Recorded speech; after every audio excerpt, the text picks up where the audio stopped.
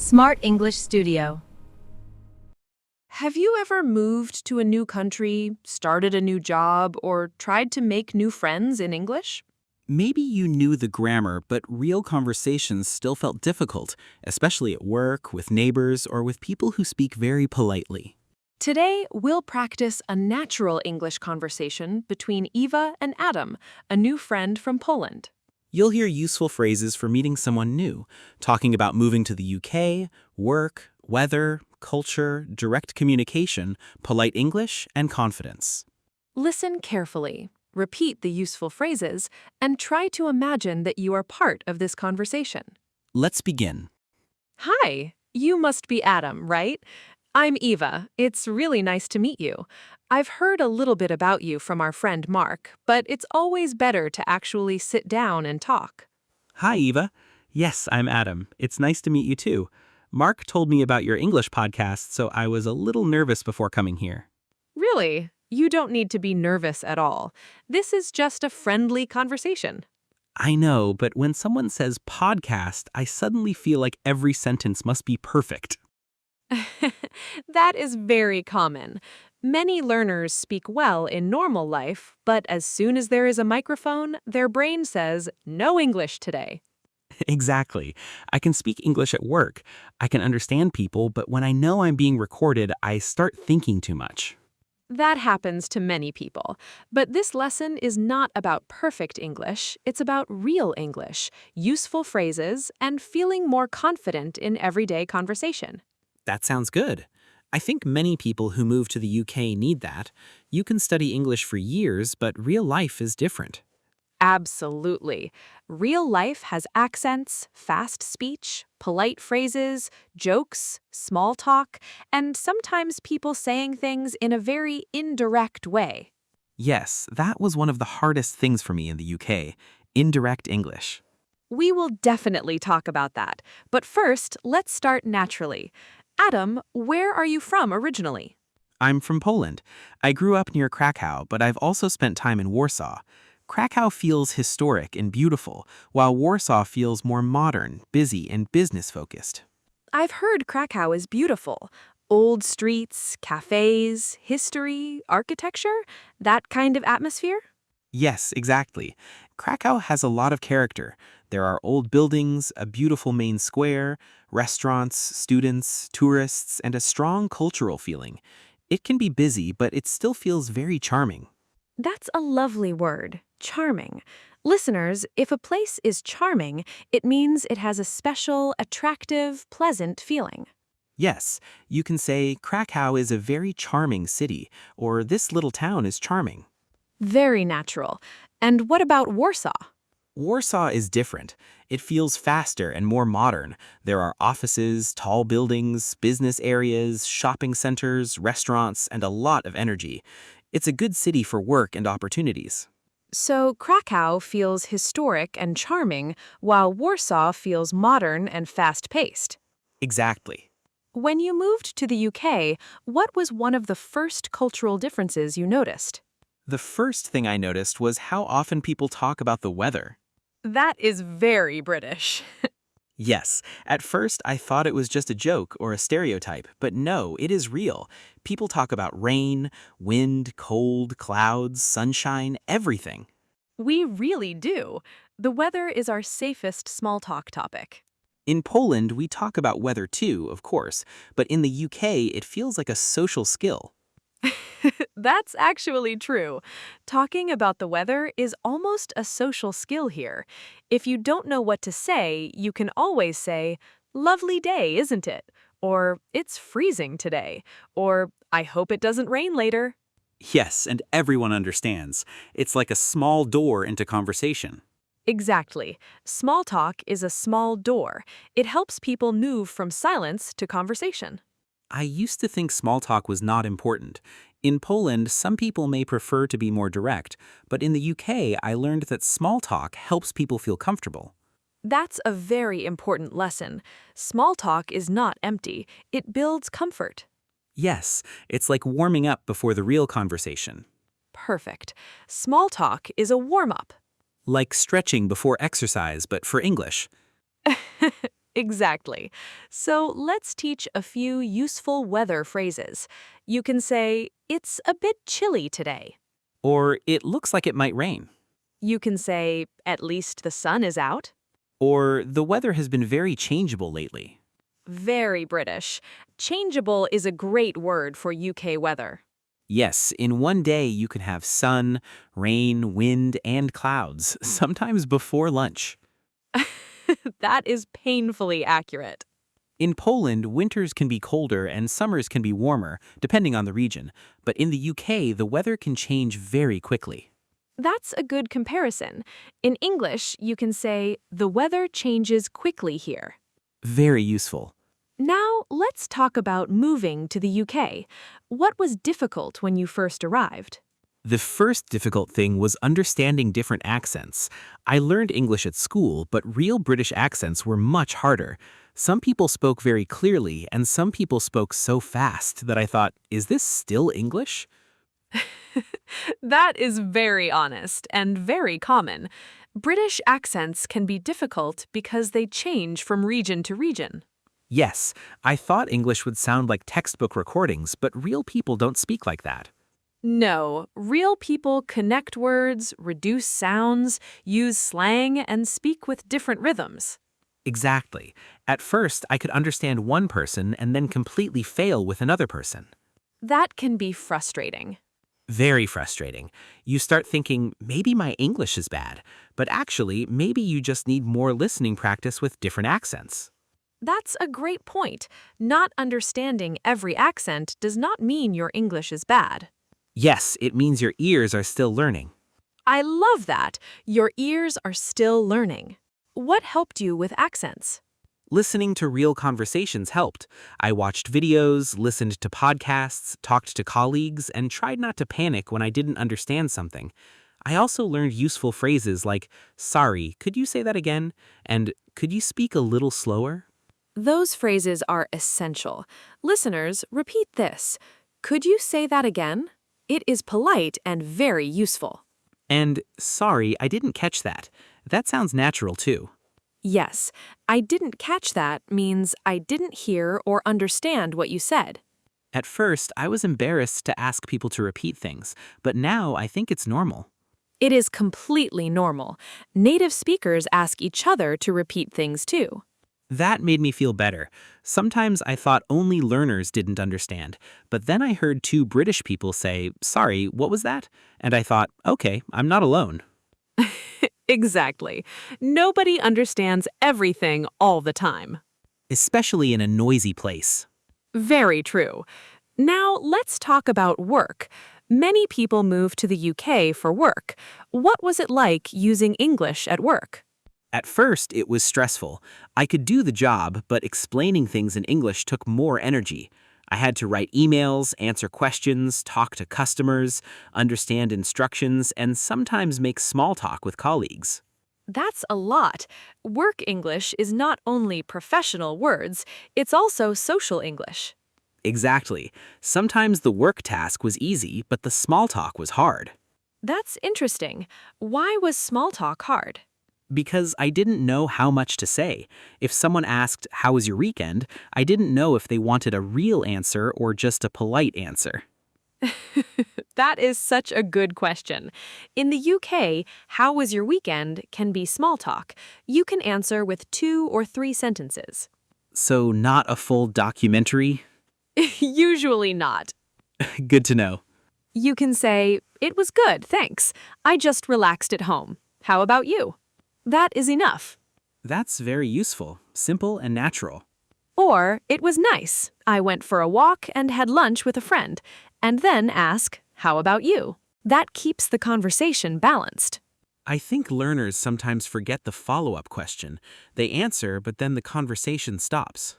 Yes, a follow-up question is like passing the ball back. That's a good image. Conversation is like passing a ball. Not an interview, a game of passing. Unless the other person gives one-word answers. Then the ball falls on the floor. Yes, and you have to pick it up again. Now, you mentioned direct communication. Some people say Polish communication can be more direct than British communication. Is that true in your experience? In my experience, yes, sometimes. Polish people can be quite honest and direct. Of course, everyone is different, but if something is wrong, people may say it more clearly. And in Britain, people often soften things. Very much. Sometimes too much for me. Can you give an example? Yes, if a British person says, "That's interesting," sometimes they really mean it is interesting, but sometimes they mean, "I'm not sure I agree."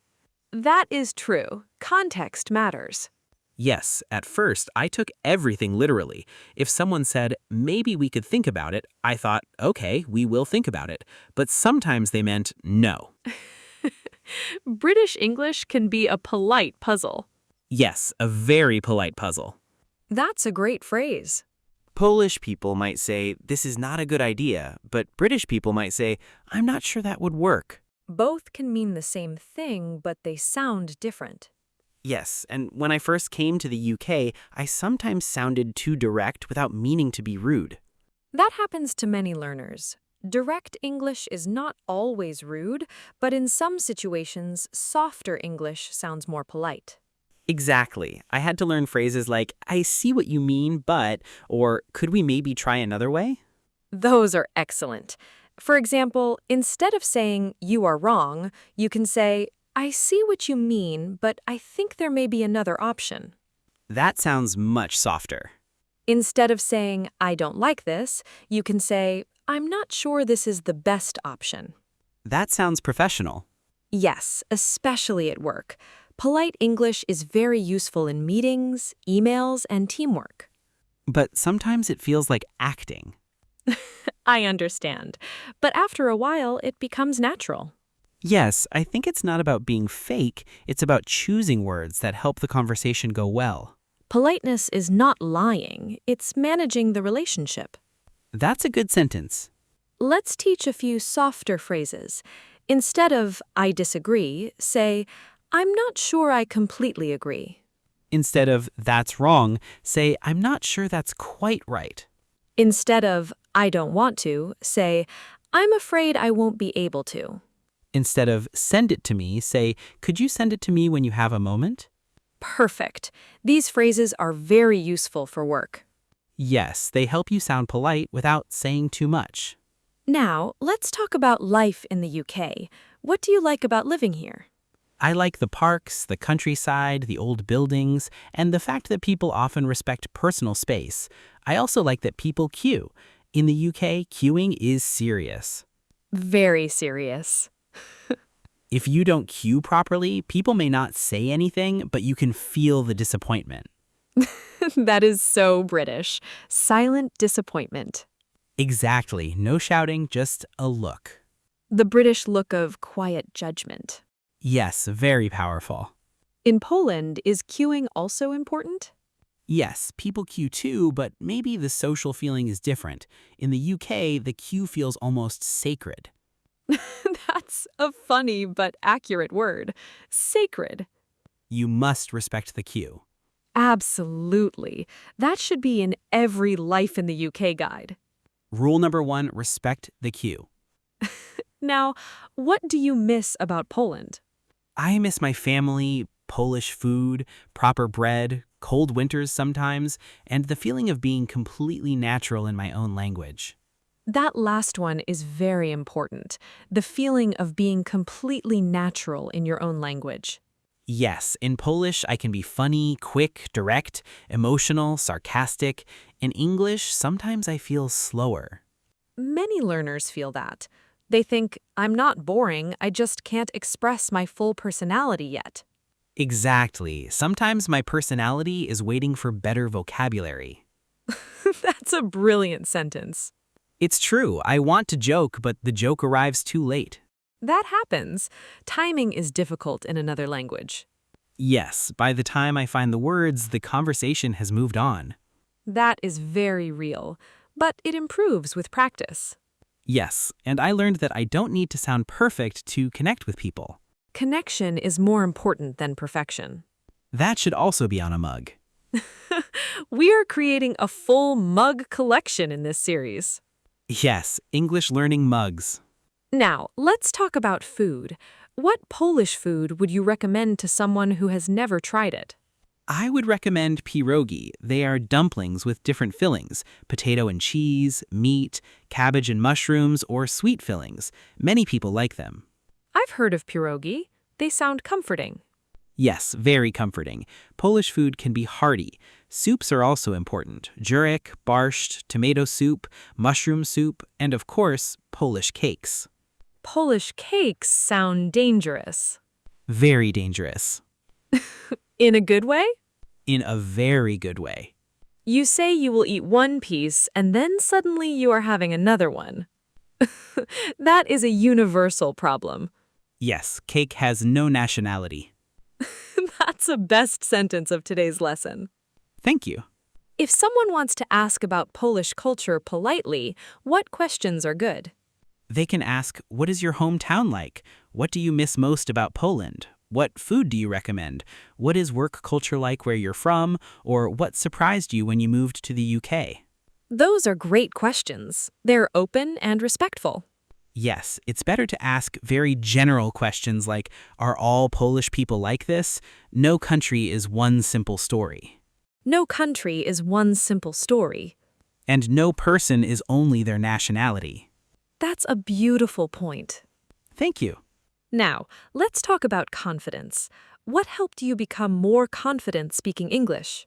Using English every day helped, not only studying, but actually using it. At work, in shops, with neighbors, on the phone, in emails. At first, every small task felt stressful. Then slowly it became normal. That is the real process. Repetition makes things normal. Yes, the first phone call in English was terrible. What happened? Nothing dramatic, I just forgot how to say my own postcode. That's very relatable.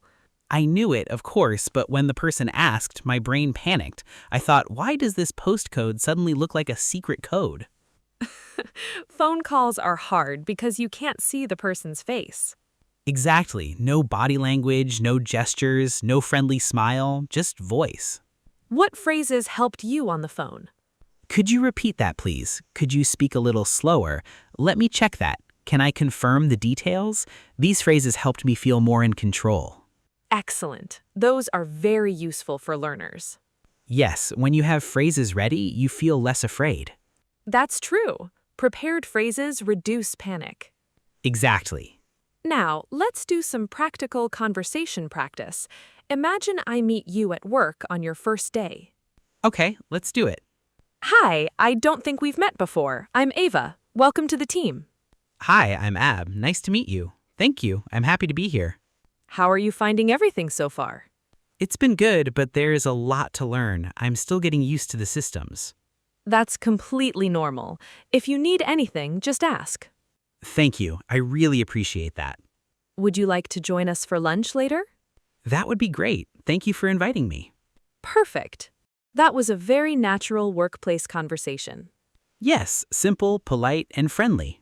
Notice the phrase, I'm still getting used to it. It's very useful when you move to a new job, new city, or new country. Yes, I'm still getting used to the weather. I'm still getting used to British English. I'm still getting used to driving on the left. Driving on the left is a big one. Very big. That must feel strange. It does, but after a while it becomes normal. Like many things when you move abroad. Exactly. At first, everything feels difficult. Then one day you realize you can do it. That's a lovely sentence. One day you realize you can do it.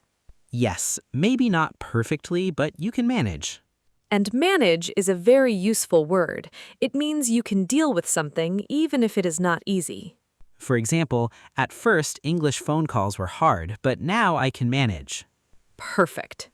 Or the weather is difficult, but I can manage. That is very British, too. Now, let's teach a few useful phrases from today's conversation. First, where are you from originally? Second, what is your hometown like? Third, how are you finding life in the UK? Fourth, I'm still getting used to it. Fifth, could you say that again? Sixth, I didn't catch that. Seventh, I'm not sure I completely agree. And eighth, I'm afraid I won't be able to. Excellent. These phrases help you speak naturally, politely, and confidently. And they help you survive British politeness. Very important. Very important.